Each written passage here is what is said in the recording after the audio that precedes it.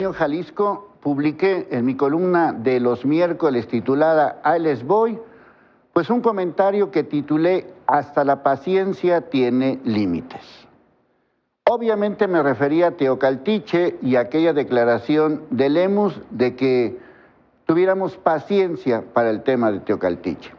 No, la paciencia sí la tenemos, nada más que la paciencia se ha convertido en más asesinatos. Desde que se hizo esa declaración, el comisario en funciones administrativas fue asesinado. Desde que se hizo esa declaración, el secretario general de gobierno de ese municipio, de Teocaltiche, fue asesinado. Y ahora tenemos el asesinato de una regidora, y no solamente regidora, sino además enfermera y una persona ligada a Movimiento Ciudadano. Es decir, en un gobierno del PRI. Teocaltiche está gobernada por el PRI. Pero, pues a pesar de todo lo que se ha mencionado en el entorno de este lugar, a pesar de la paciencia, los asesinatos están a la orden del día. Nos prometieron justamente la semana pasada que iba a haber más refuerzo de seguridad en Teocaltiche. Lo dijeron, lo dijo la gente de seguridad de Jalisco la semana pasada, apenas hace unos días. ¿Y qué pasó? Pues pasó esto. A esto hay que sumar los policías asesinados, desaparecidos. A esto hay que sumar un activista asesinado. A esto hay que sumar una serie de declaraciones, pues, sobre muchos temas relacionados con esto. Entonces estamos hablando de policías asesinados, estamos hablando de un comisario asesinado, estamos hablando de un secretario de gobierno asesinado, estamos hablando de un activista asesinado y estamos hablando de una regidora asesinada. A esto hay que sumarle otro tipo de agresiones. ¿Cuándo se acaba la paciencia? Pregunto.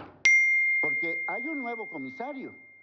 Acaban de nombrar un nuevo comisario, acaba de entrar en funciones un nuevo comisario y ese nuevo comisario, pues tampoco.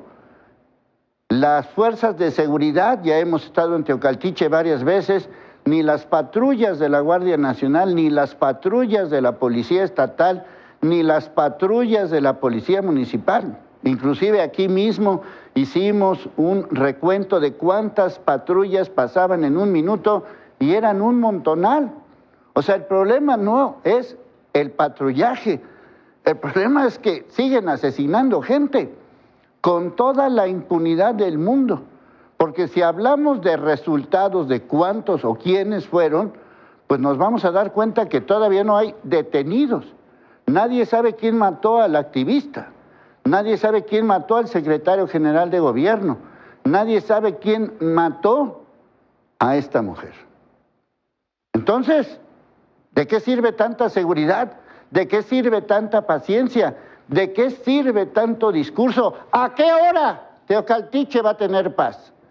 ¿A qué hora termina la paciencia y a qué hora empiezan los resultados? Ahí les voy. Chapiza se va a Estados Unidos. Bueno, pues la verdad es que llama mucho la atención que 17 miembros de la familia del Chapo Guzmán, entre estas personas está la mamá de Ovidio y mucha parentela del Chapo Guzmán y sus hijos, se hayan ido a Estados Unidos. Se habla de que pues es parte del famoso acuerdo que ya platicamos en El Pulso, de que Ovidio se declararía culpable a cambio de tener seguridad en su familia. Como sea, estos 17 miembros ya se fueron a Tijuana y ya los hicieron pasar hacia los Estados Unidos, justamente cuando está todo este brete relacionado con la gobernadora de Baja California, tema que ya comentamos en el otro pulso, el de Pulso Nocturno. Aquí, más allá de los nombres, más allá de los familiares, aquí habría que poner en la mesa invisible un tema del que poco se habla en México, pero que vale la pena en algún momento comentarlo. Me refiero a negociar con estos grupos. Me refiero a citarlos, ponerlos, quitarlos, hacer algo relacionado con ellos, de tal manera, número uno, que se entreguen. Número 2, tenerlos como testigos protegidos. Y número 3, pues de alguna manera pacificar toda esta zona, principalmente en lo que viene siendo Sinaloa. Más allá de los acuerdos, porque pues, esto no se va a saber, más allá de toda la negociación, que tampoco la vamos a saber, todo esto es parte de lo que se ha informado, en algún momento dado de la vida habría que preguntarnos si vale la pena negociar con estos grupos. La respuesta es muy ambigua. Hay quienes están a favor, hay quienes están en contra. Lo que sí sabemos es que las estrategias han fracasado rotundamente. Ni la militarización, ni el enfrentamiento, ni la Guardia Nacional, nada ha funcionado. Entonces, poner testigos protegidos y protegerlos, ¿vale la pena? Bueno, alguien dirá que sí, siempre y cuando se logre la pacificación. Alguien dirá que no, porque simple y sencillamente es una manera de ceder. Estados Unidos, que según sus políticas no negocia con terroristas, sí negocia con este tipo de criminales como Ovidio Guzmán, porque dirán lo que digan, pues es un criminal. Ahí está el tema en la mesa, no solamente por los que son, no solamente por los que están, sino de alguna manera poner ya un fin a todo este tipo de situaciones.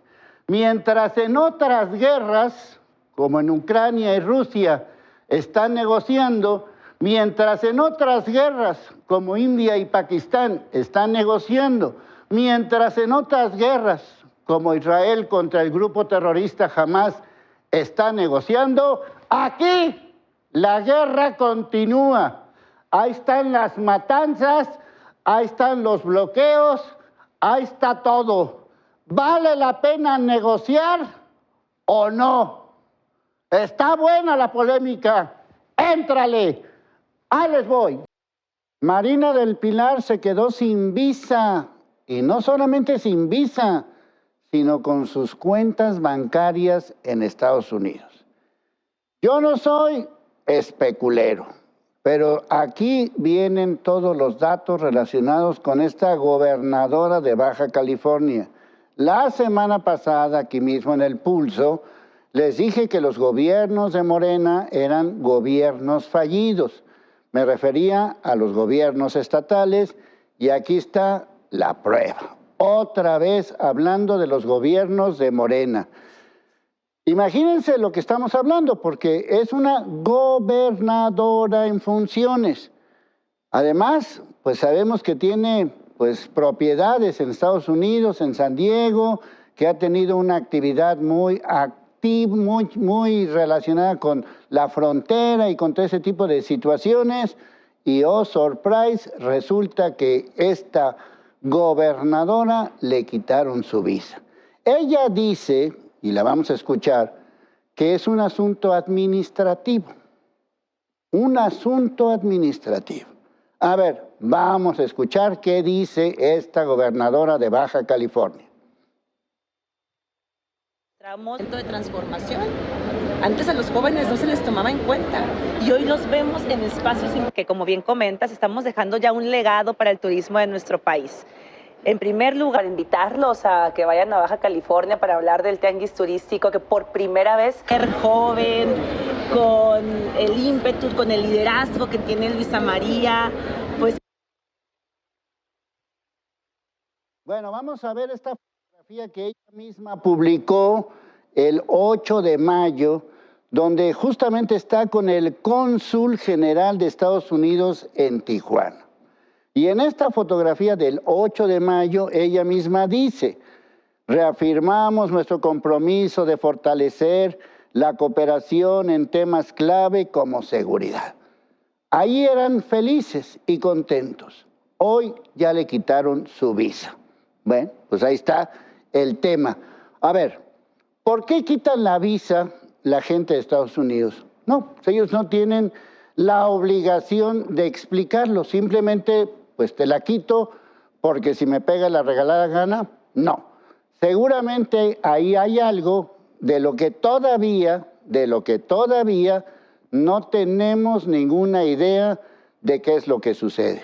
Pero llama mucho la atención que estamos hablando de una gobernadora en funciones. Ella misma en su declaración señala que es un asunto de género. No es un asunto de género. Es un asunto que se tiene que aclarar a fondo. Y la primera que lo tiene que aclarar es ella. El gobierno de Estados Unidos está en su derecho de poner, de quitar, de dar o no dar una visa. Ese es problema de Estados Unidos. Aquí el problema muy serio es que es una gobernadora. Y el problema muy serio es que no solamente es eso, sino sus cuentas bancarias. Y el problema también muy serio es que estamos hablando de gobiernos de Morena que han sido de alguna manera pues mencionados, por no decir otra palabra, con cuestiones que no son de un gobierno estatal. Así que ahí está el asunto, ahí está el tema, y que no puede quedarse nada más con qué mala onda, es que Estados Unidos no sé qué, es que Estados Unidos no sé cuánto, y justamente se da todo este brete cuando familiares del Chapo Guzmán, entre ellos la esposa de quien fue el Chapo Guzmán, o la esposa del Chapo Guzmán, y madre de Ovidio, que pasan como si fuera cualquier cosa a los Estados Unidos, justamente en esta frontera de Tijuana. Entonces, ¿qué está pasando?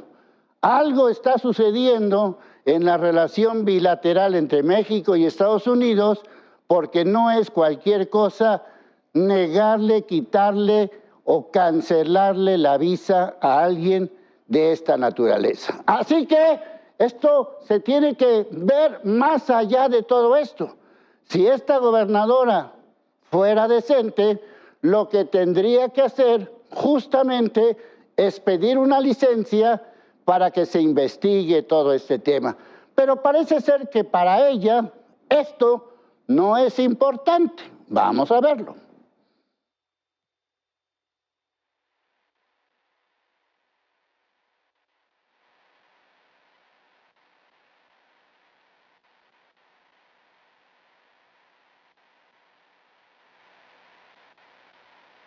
En su lugar.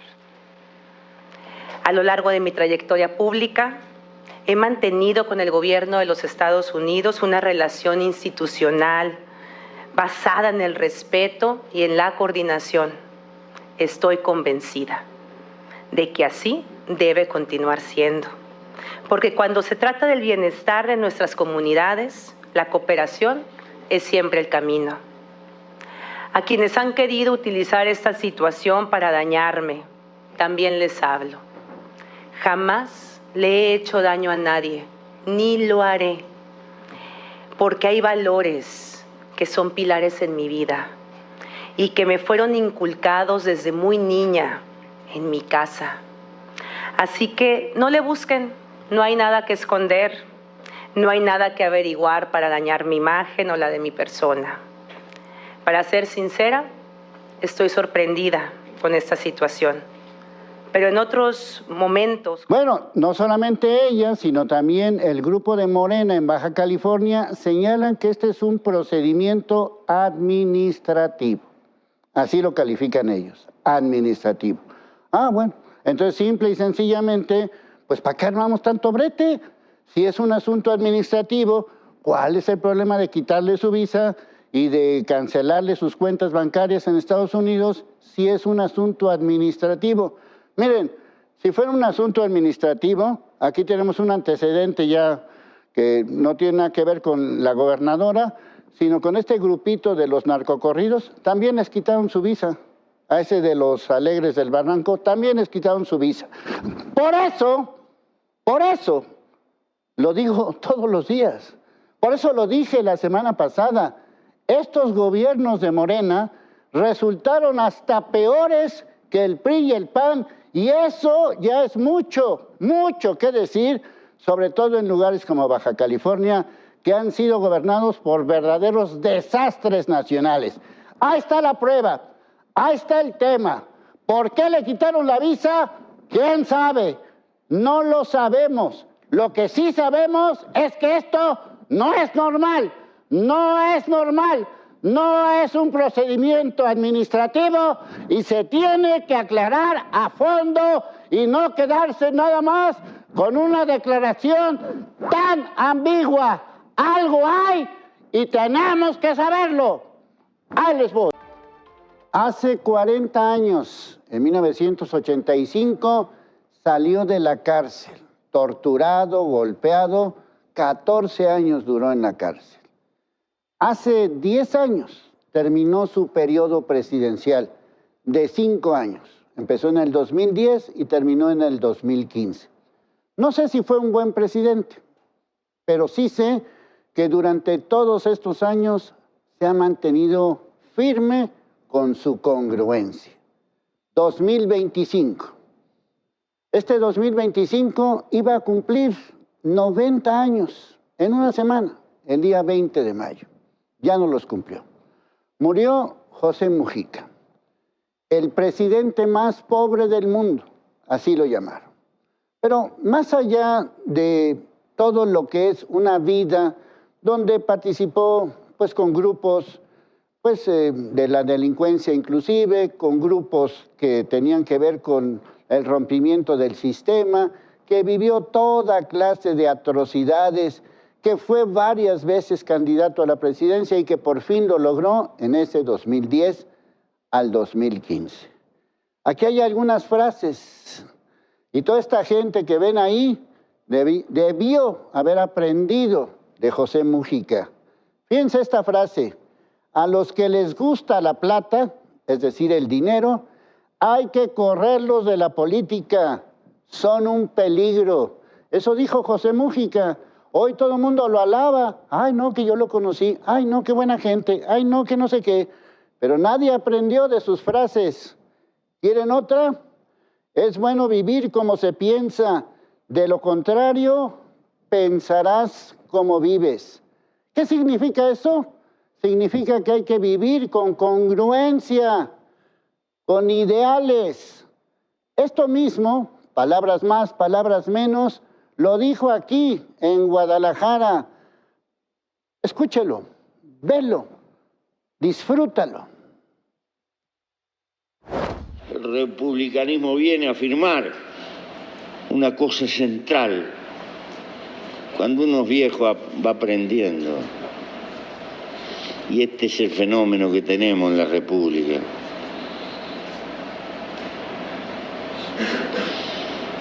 Que al final terminás pensando como vives.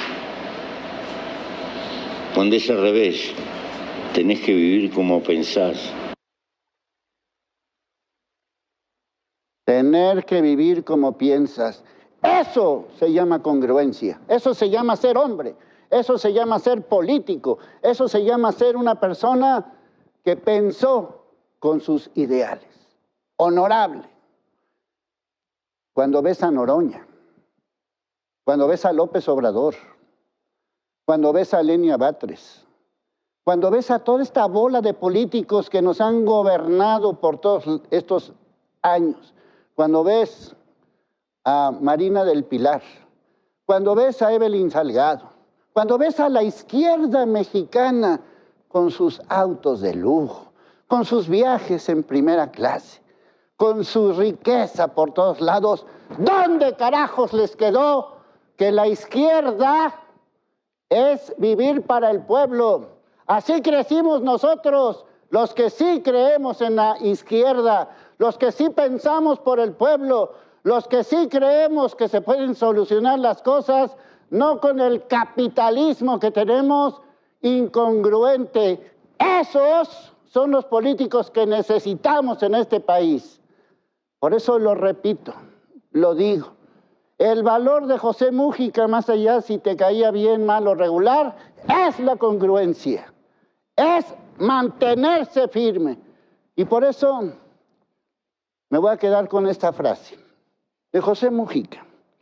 Ahí les va. Triunfar en la vida no es ganar. Triunfar en la vida es levantarse y volver a empezar cada vez que uno cae. Bola de políticos que hoy alaban a José Mújica, aprendan de un hombre que supo vivir como un político dedicado a las causas del pueblo. Esos sí son políticos, no los que tenemos aquí. Les voy. Saber cuál es la línea de investigación y también saber el motivo de este asesinato, que ningún motivo es válido para que se le pueda arrebatar la vida a una persona, pero pues siempre es importante saber qué fue lo que orilló a estas personas o a esta persona, lo que se sabe hasta el momento que era uno en una motocicleta, a asesinarla, y sobre todo, Leonardo, que se pueda dar con los responsables de este nuevo feminicidio, y que hasta el momento pues contamos que puede ser el 8º registrado en Jalisco, o la 8ª carpeta abierta bajo el protocolo de feminicidio en lo que va de este mes de mayo, de este mes del Día de las Madres, de este mes donde muchas mujeres pues celebran tener esta dicha de poder convertirse en mamás, pero pues también enfocado a las mujeres. Por lo menos 8 feminicidios son los que, o se han abierto 8 carpetas por feminicidio en lo que van de estos 13 días. Bueno, lo que estábamos diciendo, Uzi Toledo, y además para terminar, es que dentro del registro, dentro de los numeritos, dentro de las estadísticas, estamos hablando de 2 muertos. Pues uno dice, bueno, Jalisco 2 muertos, área metropolitana 2 muertos, pues no son muchos muertos. Sí, pero uno fue en una cafetería, un exdiputado, otro fue en una estética, una persona activa en las redes sociales. De ese nivel estamos hablando. Bueno, pues ya, Uzi Toledo, nos ampliarás ya más tarde en los demás telediarios todo lo que significan estos 2 asesinatos. Esta es Valeria Márquez, la mujer que aparentemente fue asesinada en esta estética. Como siempre, un ataque directo. Por ahí recordarán aquella frase célebre de López Obrador cuando insistía que todas estas normas nacionales e internacionales sanitarias no servían de nada. La consecuencia de todo esto, pues la estamos viviendo con todo este tema del llamado gusano barrenador, y que no pueda entrar el ganado mexicano hacia los Estados Unidos. Qué curioso, pueden entrar los familiares de un criminal como el Chapo Guzmán, pero el ganado no puede entrar. Ya hay broncas entre la secretaria de Agricultura de Estados Unidos y el secretario de Agricultura de México. De hecho, el secretario de Agricultura de México, pues hasta se enojó en la mañanera de este martes, y hasta tuvo Claudia que decirle, calmado, venado, esta cosa no va así. Bueno, el tema no es ese, si se enoja o no se enoja, es su problema. El tema es que las medidas sanitarias de este país no se están cumpliendo como debe de ser. El culpable se llama Andrés Manuel López Obrador y el anterior secretario de Agricultura. Y habría que revisar todo este proceso, porque justamente a raíz de eso han venido una serie de situaciones extremas que en su momento también comentamos con temas como la gripe aviar y otros asuntos. Por eso, porque a final de cuentas hay broncas acá, hay broncas allá, y que este me dijo, y que el otro, y que no sé qué, y que no sé cuánto. Pero lo que urge es arreglar el tema de la comida, porque a final de cuentas de eso vivimos todos, de comer. Aunque no comas carne, de todos modos vivimos de comer. Y entre un tema que es los tomates o jitomates, que el tema de la gripe aviar, que el tema del ganado, que el tema del no sé qué y el no sé cuánto, pues así nos la vamos a pasar con esta relación extraña, bipolar y bilateral. Porque es una relación bipolar y bilateral, porque un día andan de buenas y otro día andan de malas. A final de cuentas, en Estados Unidos puede pasar droga, pero no pueden pasar vacas. Pueden pasar armas, pero no pueden pasar vacas. Pueden pasar fentanilo, pero no pueden pasar vacas. Es un tema sanitario y, como lo dijo la secretaria de Agricultura de Estados Unidos, no es un tema de si me caes bien o me caes mal. es un tema de salud pública. Por eso llama la atención si es que en México se aplica o no la norma sanitaria que el propio López Obrador dijo que no servía absolutamente de nada. Y ahí están las consecuencias.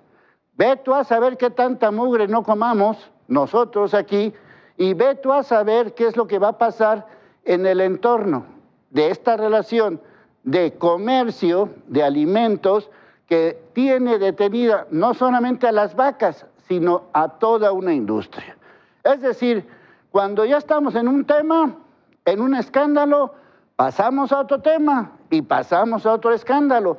Nos la pasamos de escándalo en escándalo y mientras los productores mexicanos, que son los que se friegan, que son los que invierten su capital, que son los que arriesgan, que son los que viven el entorno de la violencia en las carreteras, en la producción, en el cobro de piso, ya sabes toda esa historia, ahora resulta que las medidas sanitarias de allá no se cumplen como debe de ser aquí, y ahí están esas pobres vacas, y ahí está toda una industria de la ganadería, pues ya no como vacas, sino como bueyes. Ahí les voy. Vamos a hablar de los escándalos al estilo Jalisco. ¿Se acuerdan de esa persona que mataron en un gimnasio, en una plaza? Llevamos uno. Cuenten. ¿Se acuerdan del comisario en funciones administrativas en Teocaltiche?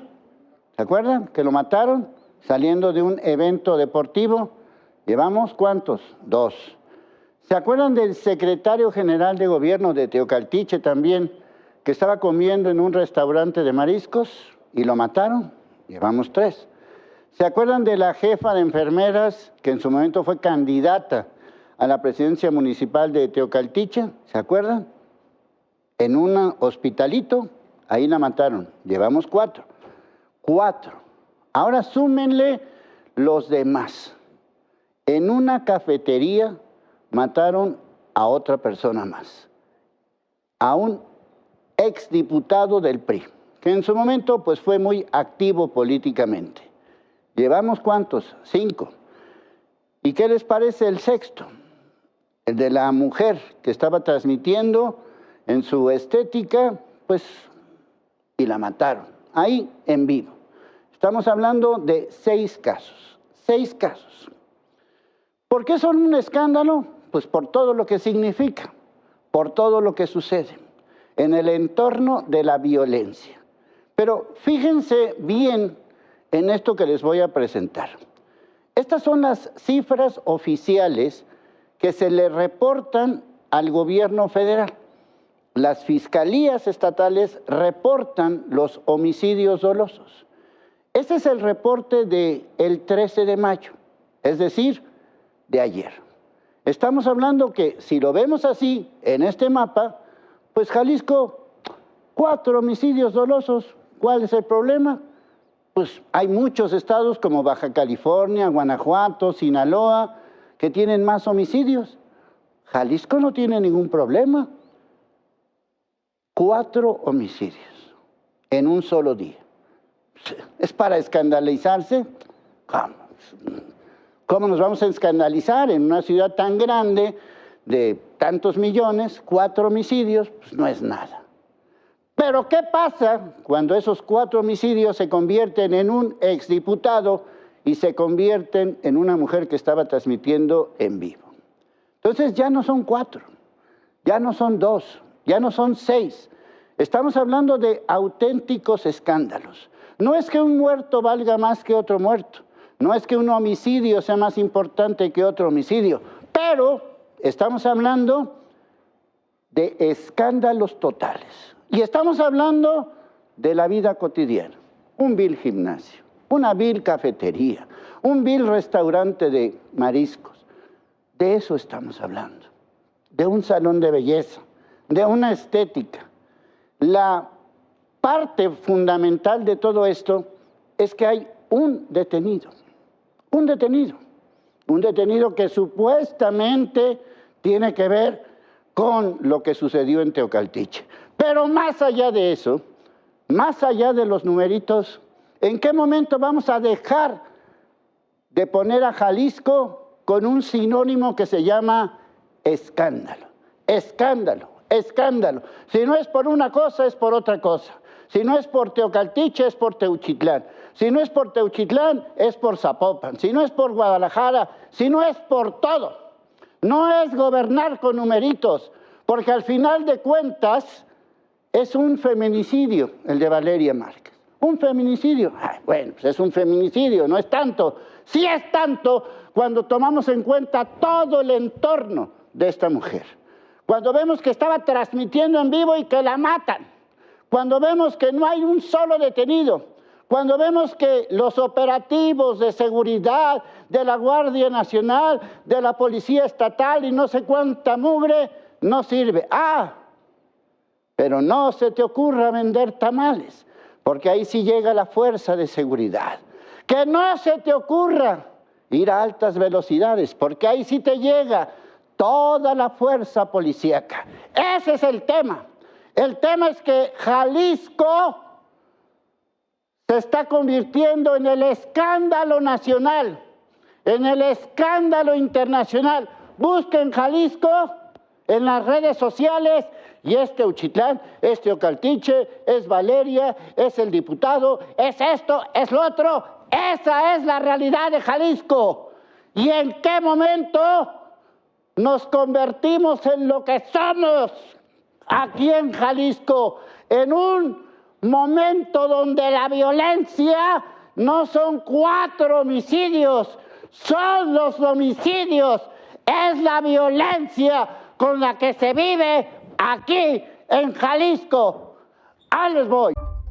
Este miércoles, en el área metropolitana de Guadalajara, según los registros, por lo menos de las marcas que dicen cómo está el asunto del clima, llegamos a 36 grados. 36 grados. Creo que no habíamos llegado a esa cifra, 36 grados, en esta temporada de calor, por lo menos aquí en Guadalajara.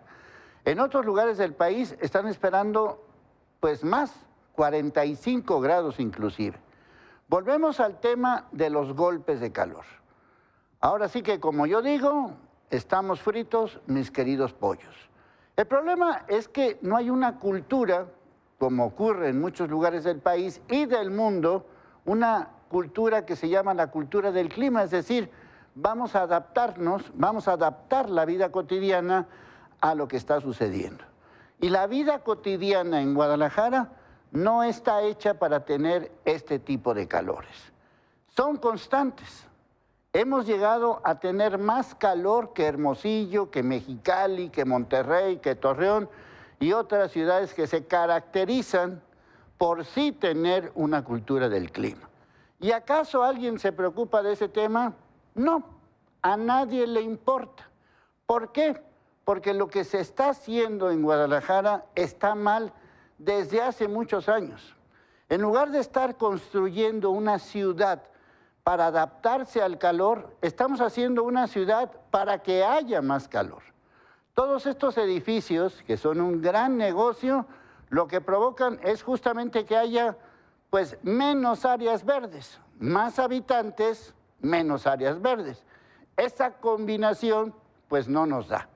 Durante muchos años, sobre todo los que venimos de fuera, que no nacimos aquí en Guadalajara, una de las cosas que nos gustaba era precisamente que había muchas áreas verdes. Ahí están, infinidad, y que esas áreas verdes se han ido recortando. La pobre primavera, además de los incendios, se ha ido recortando. Los grandes parques, como Colomos y otras áreas, se han ido recortando. ¿Por qué? Porque interesa más el negocio inmobiliario. ¿Por qué? Porque hay más automóviles. ¿Por qué? Porque hay más fábricas. ¿Por qué? Porque no hay cultura del clima. Entonces nos estamos asando, nos estamos muriendo de calor en los trabajos, en las escuelas, en nuestras propias casas. Y entonces, ¿qué hacemos? ¿Qué hacemos? Bueno, entre otras cosas, vamos a poner aire acondicionado. No, qué padre, nada más que es carísimo. No solamente el aparato, sino el mantenimiento. Bueno, entonces, ¿qué hacemos? pues vamos a gastar más agua. ¿Por qué? Pues porque necesitamos más agua. Ah, pero resulta que el sistema de agua es una porquería aquí en Guadalajara.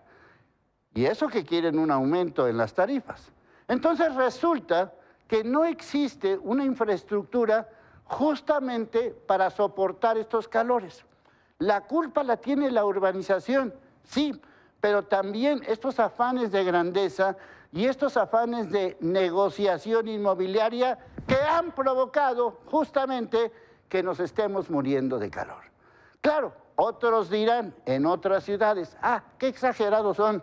Pues sí, posiblemente seamos exagerados, pero cuando en el tope de las ciudades con más calor, Guadalajara está en primer lugar, entonces ya no estamos tan exagerados.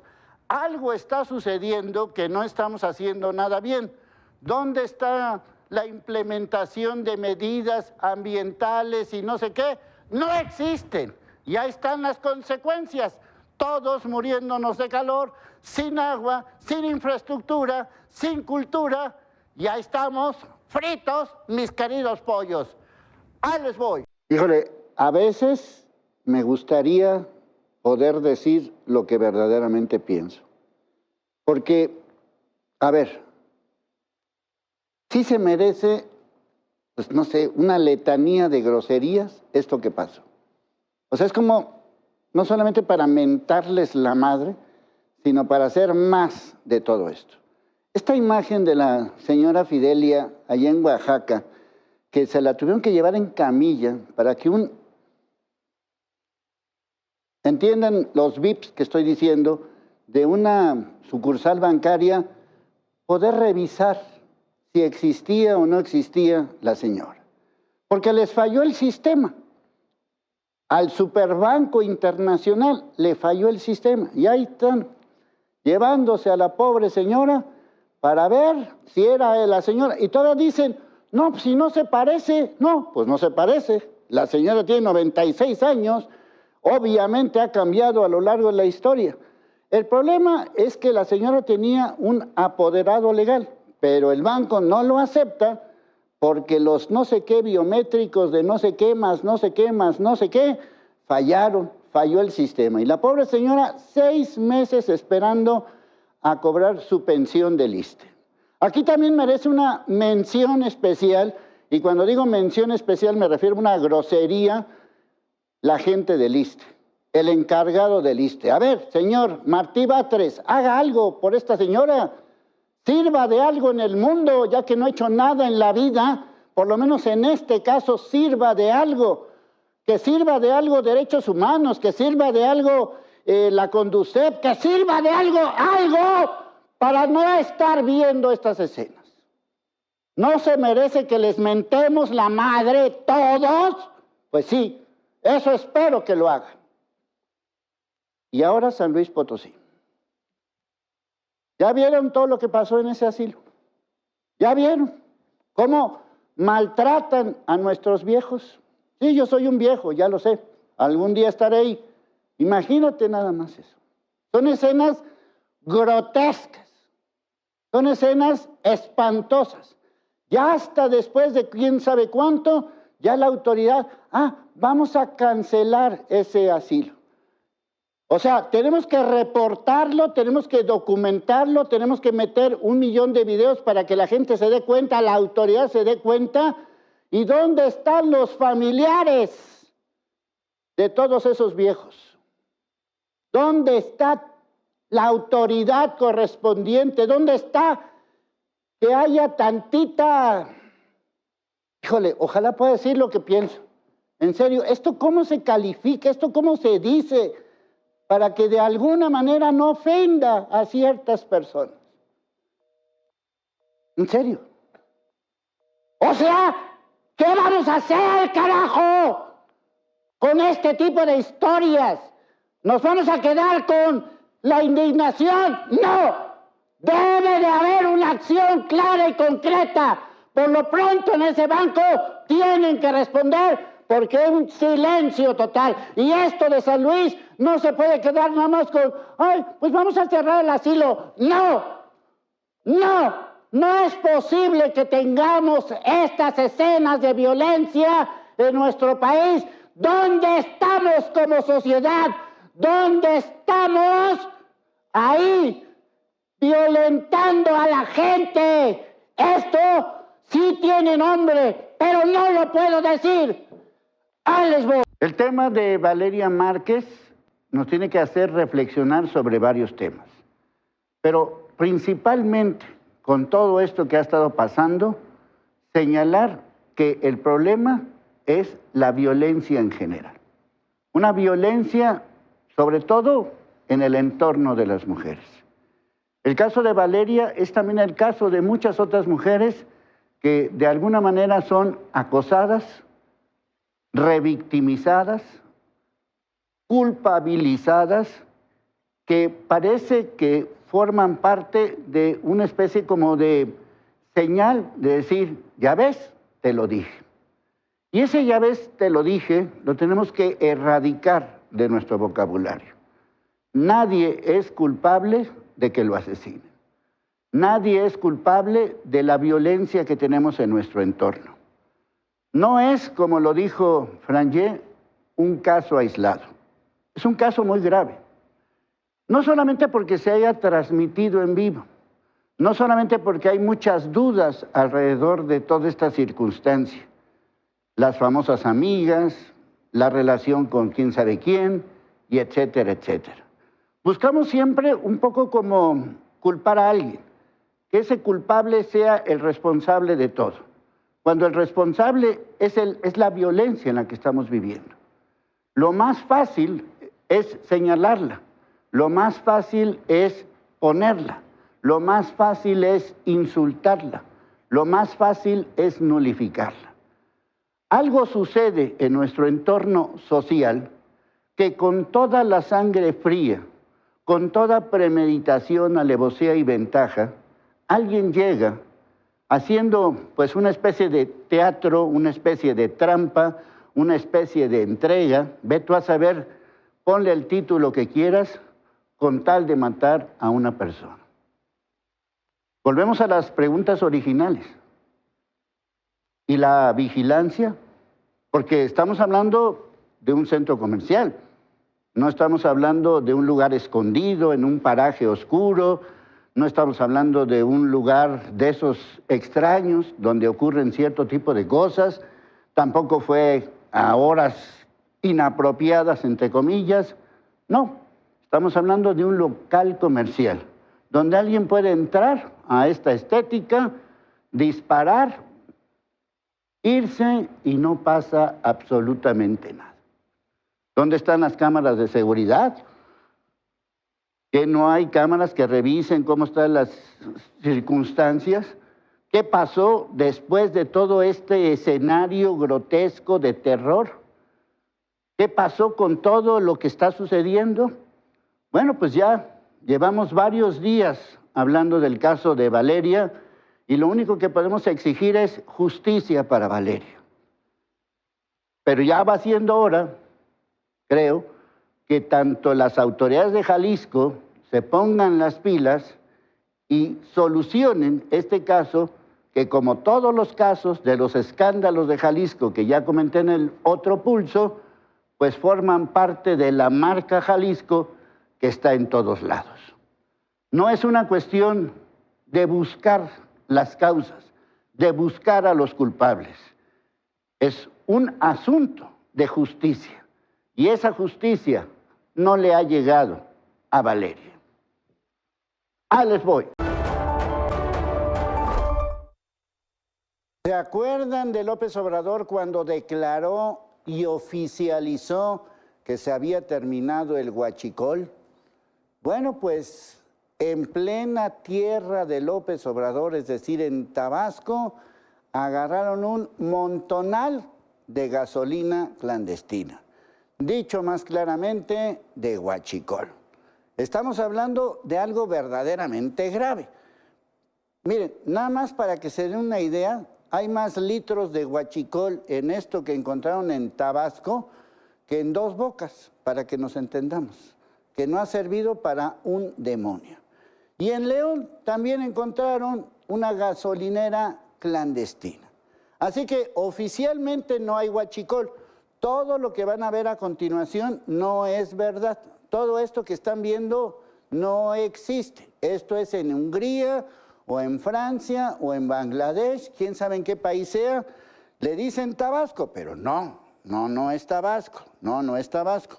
1.500.000 litros de gasolina en Comalcalco, Tabasco. Según esto, por el gran operativo que se ha hecho en el entorno de todo esto. Todo esto que ven es un operativo especial. ¿De dónde salieron tantos, cómo se llama eso? Bidones. ¿De dónde salió tanta gasolina? Aquí hay más gasolina que en la producción de Dos Bocas. Entonces, ¿de dónde sale? ¿Quién la maneja? ¿Bajo qué condiciones? Porque hay un detenido. ¡Qué lindos! Vean nada más tanto brete para un detenido. Imagínense de lo que estamos hablando. Y en el caso de León, pues pasa algo semejante. No tanta gasolina, pero sí estamos hablando de varios litros, 23,000 litros. 23,000 litros, justamente cuando anunciaban que nuestro superpolicía Harfuch va a Guanajuato, pues mágicamente aparecen estos 23,000 litros de huachicol, una máquina expendedora y 33 tractocamiones. Qué curioso que cuando Harfuch va de viaje, agarran o decomisan algo. En este caso, huachicol. Estamos en León y estamos en Tabasco. Nada más para que se den una idea, el huachicol es ya la segunda fuente de ingresos del crimen organizado. Por lo menos hay 10 bandas dedicadas nada más al tema del huachicol o además de la criminalidad con todo y huachicol. ¿No que había desaparecido, señor López Obrador? Pues no ha desaparecido. Ahí está la prueba. Nada más. Son 2 lugarcitos. Tabasco y Guanajuato. Comalcalco y León. El huachicol, que oficialmente ya no existe, sigue existiendo. ¿Qué ha pasado durante todos estos años después de aquella mágica declaración de López Obrador?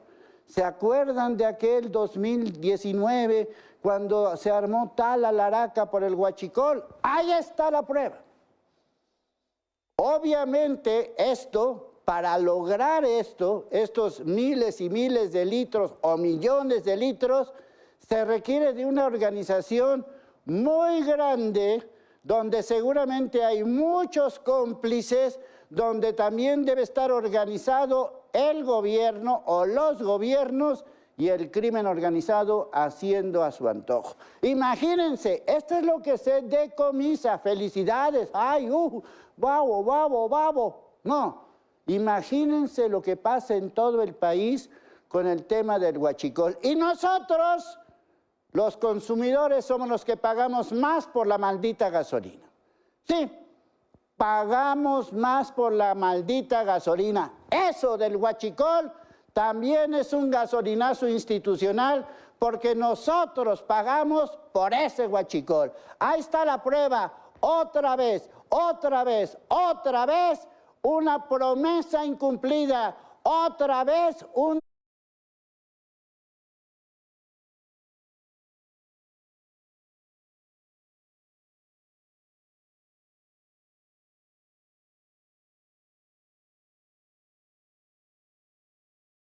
¿Se acuerdan de López Obrador cuando declaró y oficializó que se había terminado el huachicol? Bueno, pues en plena tierra de López Obrador, es decir, en Tabasco, agarraron un montonal de gasolina clandestina. Dicho más claramente, de huachicol. Estamos hablando de algo verdaderamente grave.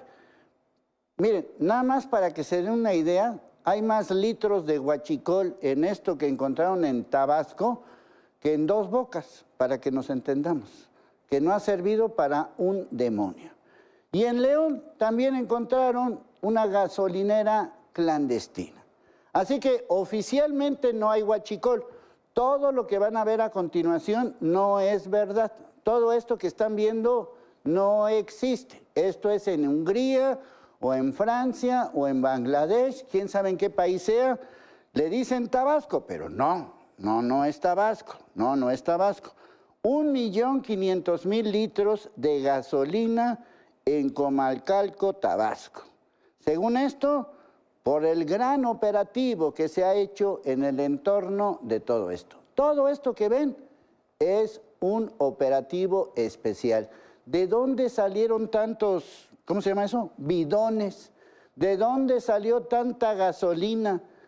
Aquí hay más gasolina que en la producción de Dos Bocas. Entonces, ¿de dónde sale?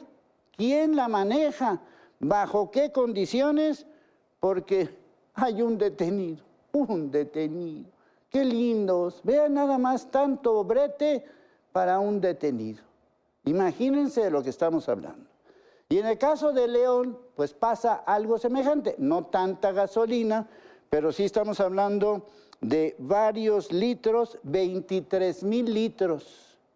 23,000 litros, justamente cuando anunciaban que nuestro superpolicía Harfuch va a Guanajuato, pues mágicamente aparecen estos 23,000 litros de huachicol, una máquina expendedora y 33 tractocamiones. Qué curioso que cuando Harfuch va de viaje, agarran o decomisan algo. En este caso, huachicol. Estamos en León y estamos en Tabasco. Nada más para que se den una idea, el huachicol es ya la segunda fuente de ingresos del crimen organizado. Por lo menos hay 10 bandas dedicadas nada más al tema del huachicol o además de la criminalidad con todo y huachicol. ¿No que había desaparecido, señor López Obrador? Pues no ha desaparecido. Ahí está la prueba. Nada más, son 2 lugarcitos, Tabasco y Guanajuato, Comalcalco y León. El huachicol, que oficialmente ya no existe, sigue existiendo. ¿Qué ha pasado durante todos estos años después de aquella mágica declaración de López Obrador? ¿Se acuerdan de aquel 2019 cuando se armó tal alaraca por el huachicol? Ahí está la prueba. Obviamente para lograr estos miles y miles de litros o millones de litros, se requiere de una organización muy grande, donde seguramente hay muchos cómplices, donde también debe estar organizado el gobierno o los gobiernos y el crimen organizado haciendo a su antojo. Imagínense, esto es lo que se decomisa. Felicidades, ¡ay, babo! No, imagínense lo que pasa en todo el país con el tema del huachicol. Y nosotros, los consumidores, somos los que pagamos más por la maldita gasolina. Sí, pagamos más por la maldita gasolina. Eso del huachicol también es un gasolinazo institucional porque nosotros pagamos por ese huachicol. Ahí está la prueba, otra vez, una promesa incumplida.